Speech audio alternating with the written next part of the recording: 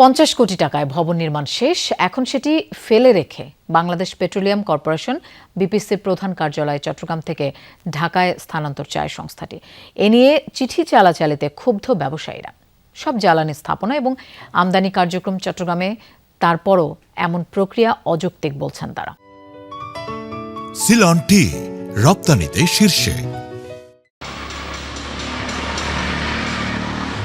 চট্টগ্রামের সার্সন রোডে জয়পাহাড় এলাকায় প্রায় 50 কোটি টাকা ব্যয়ে বিপিসির 5 তলা নতুন ভবনের নির্মাণ কাজ প্রায় শেষ। সেখানে কিছুদিনের মধ্যে দাপ্তরিক কাজ শুরুর কথা,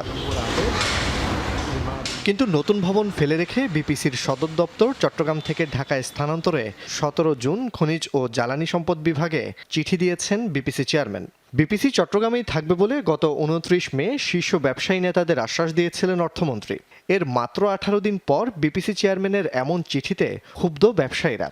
ঢাকা কেন্দ্রিক করতে করতে তো আপনি অনেক কিছু নিয়ে গেছেন, আপনি কোনো কিছু রাখেন নাই। আপনি তো বিপিসির কার্যালয়, তো বিপিসিতে চেয়ারম্যান কি এখানে বসে নাকি?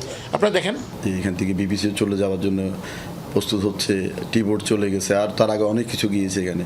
তাহলে বাণিজ্যিক রাজধানী বা চট্টগ্রামের ব্যবসা বাণিজ্য কীভাবে টিকবে? বিপিসির অধীন 8টি অঙ্গ প্রতিষ্ঠানের মধ্যে রয়েছে ইস্টার্ন রিফাইনারি, পদ্মা, মেঘনা ও যমুনা অয়েলও। সবগুলোর মূল স্থাপনা চট্টগ্রামে। বছরে 70 লাখ টন জ্বালানি তেল আমদানি, খালাস ও সরবরাহের পুরো কর্মযজ্ঞ পরিচালিত হয় চট্টগ্রাম থেকে।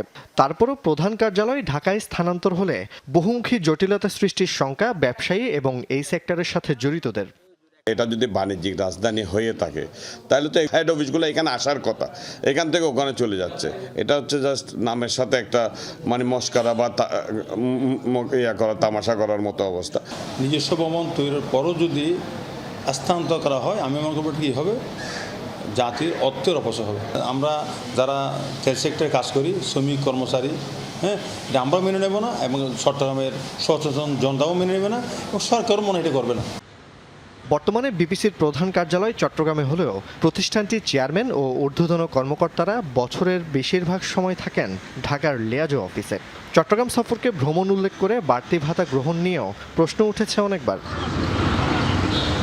এ বিষয়ে বক্তব্য জানতে সরাসরি গিয়ে ও মুঠোফোনে চেষ্টার পরও সাড়া দেননি বিপিসির কেউ।